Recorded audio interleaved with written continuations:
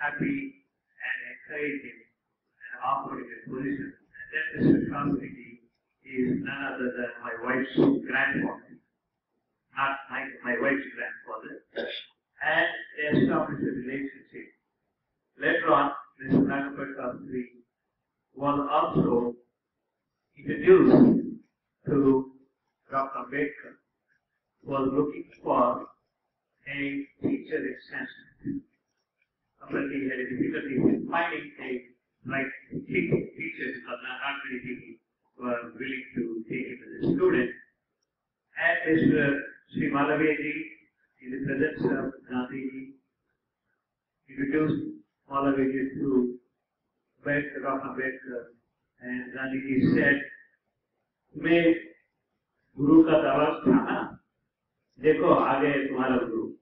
So he introduced her grandfather as a Sanskrit teacher for Mr. Ambedkar, and after several years as a teacher, Mr. Shastri used to go to Mr. Ambedkar's house. So this is a very fascinating story I've been hearing, and I did ask my brother-in-law to make sure that what he tells is not just a oral history that he has recorded. He did publish this incident, and I'm obviously very proud. Perhaps my grandchildren will be more proud that their great-grandfather was an associate of Malaveji as well as Gandhiji and Ambedkar. Well, the statement of today's problem is the high neonatal infant and maternal mortality is a major problem both in India as well as outside, and it is a major challenge of modern medicine, particularly in the developing countries. Fortunately, in the US, we have solved to great extent this problem, but it remains a major problem in Africa, India, and many developing countries. For those who are not medically oriented, are not physicians, we need some definitions to go with before we talk about infant mortality and neonatal mortality and the significance of it. A third baby is born usually within 38 to 42 weeks of gestation. Preterm baby by definition is wrong, not 73 weeks, 37 weeks or less, and lower birth weight baby by definition is baby who weighs about 2,500 grams. Normally these babies, normal babies are about 3,000 and 3,500 in India. So the question is, what percentage of babies are weighed at birth to know whether it is a low birth weight baby or the normal baby? Because the gestational age is based on the last menstrual period of mother, and you calculate how many weeks gestational age is.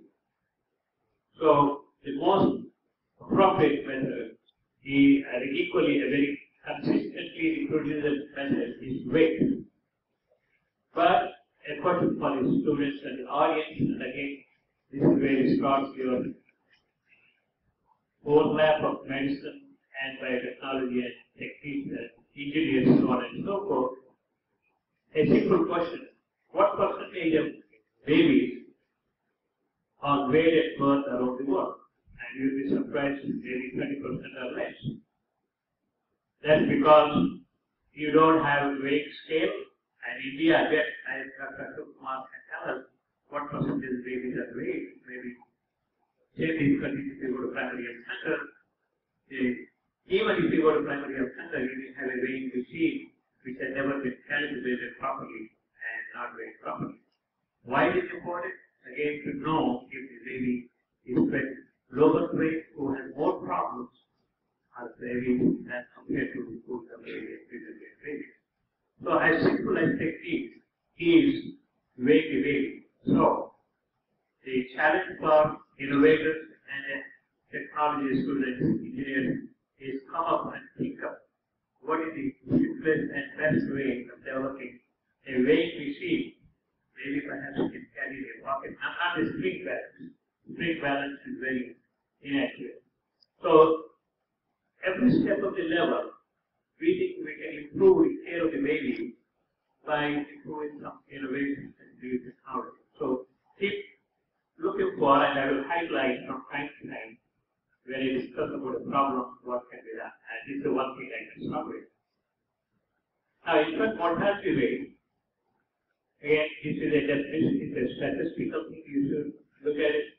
Death of number of children below 1 year per 1,000 live births.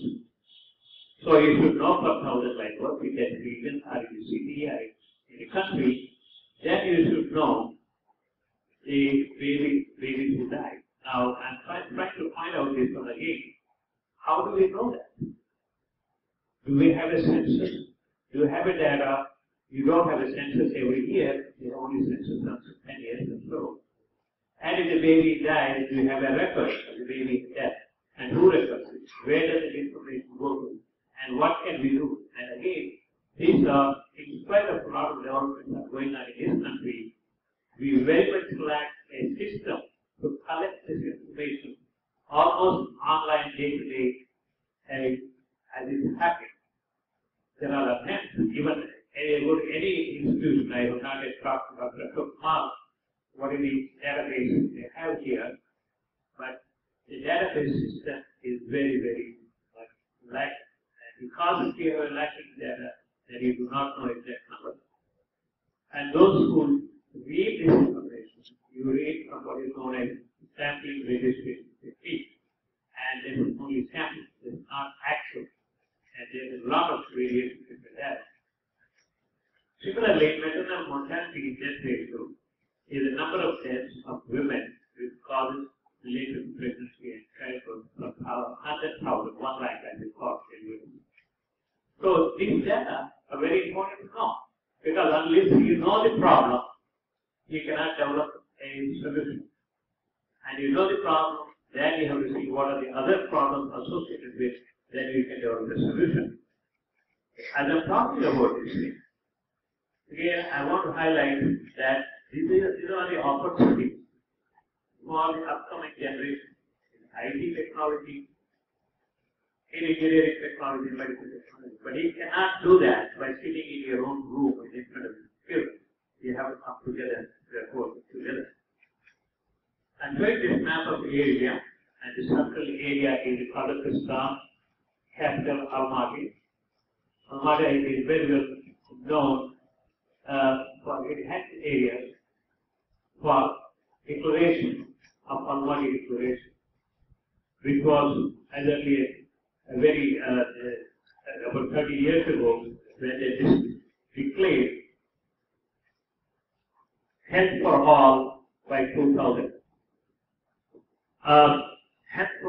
That was the BHU declaration that we should be working towards developing. It was 1970 time, and ever since then, WHO has been putting a lot of proposals to improve the newborn health and maternal health. And there's one of list of things. I'm not going to go to each of them, but suffice to say, even coming in 1990, about 25 years ago, WHO and many countries in the world were dissatisfied with the progress made in terms of the reduction of infant mortality and maternal mortality. They developed what is known as Millennium Development Goals, and at that time, or even around that, the number of mothers who died, I mentioned to you, number of deaths of mothers who died because of the pregnancy-related factors for 1 lakh of deliveries.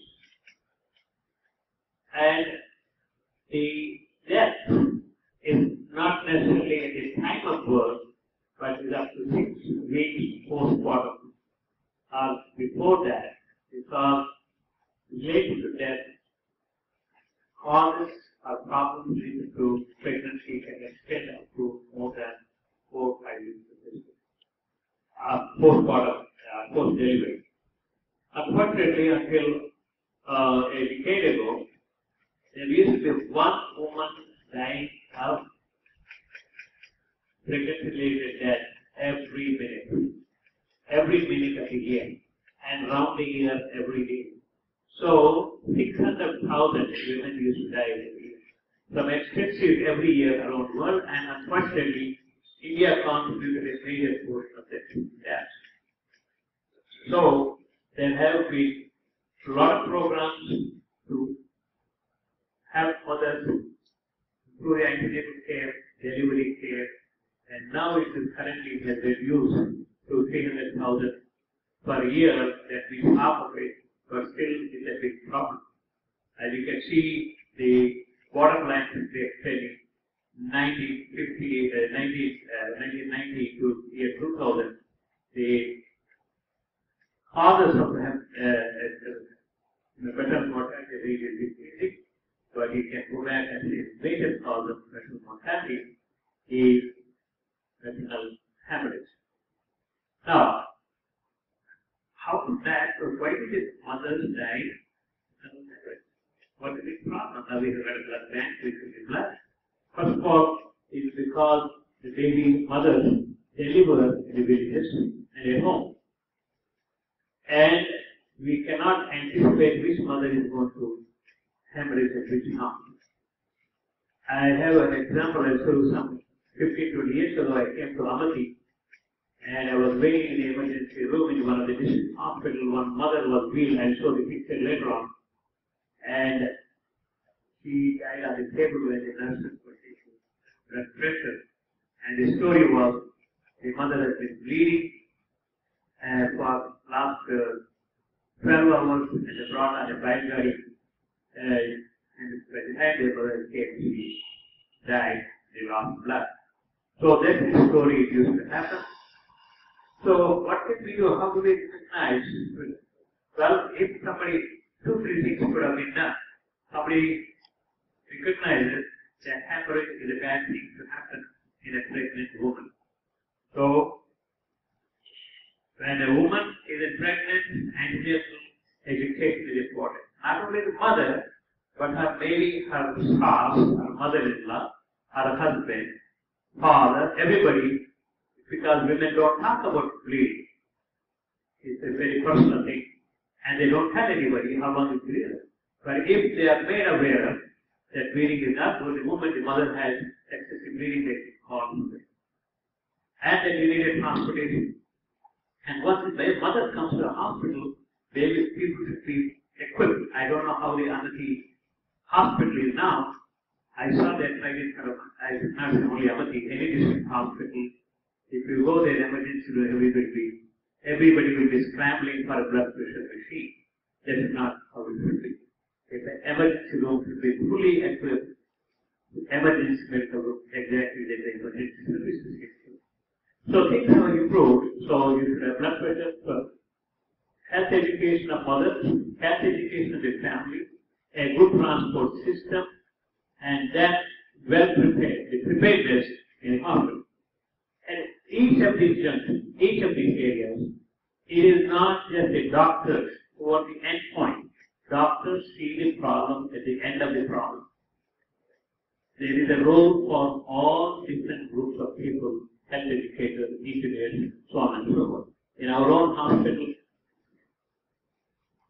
innovation group, the medical doctors and engineering department are working on a tool where they collect the blood from the mother who is bleeding and filtrate and are reinfused to the mother because many places do not have a blood bank. So can we prepare something of that?